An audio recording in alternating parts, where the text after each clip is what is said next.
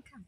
So most dogs are comfortable with the lead around their neck, but sometimes dogs are not taught to have leads around their necks and they're walked in a harness. I prefer that you use a harness, and I recommend that you do.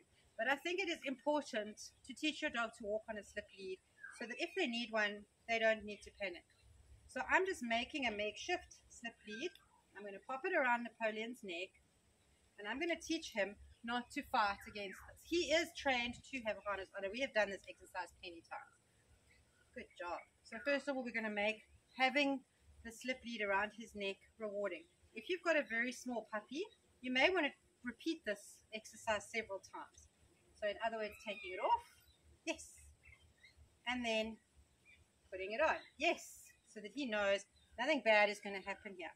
But now some dogs, when they've never had a leash on, you're not going to have time to train them first of all, but we do now have time. But say he goes to the vet and he is going to be walked from the cage to the car in a slip lead, or from the cage to the operating theatre, or let's say he gets out of the property, runs down the road, and somebody needs to snag him and grab him. You don't want him to be fighting against the lead and go and hurt his neck. So first of all, you get them used to having the slip lead put on and off.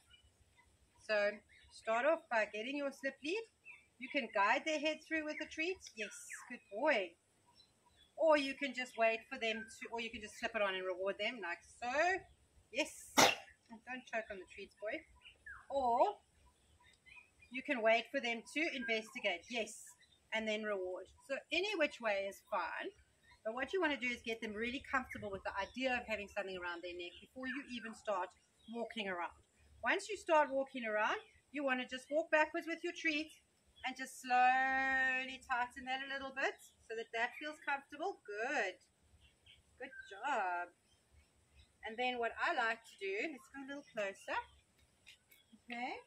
Let's go a little closer. Is just gently guide them, yes, with the lead so that they know nothing bad's going to happen. Yes. Good job. So it's not even tight anymore. It's really, really loose. And all I'm using is my body language and my hands. Yes. And a little bit of tension on the lead to just get them comfortable having a lead around their neck, especially if your dog is used to, yes, what's that? Yes, good boy. Especially if your dog is used to having a harness on.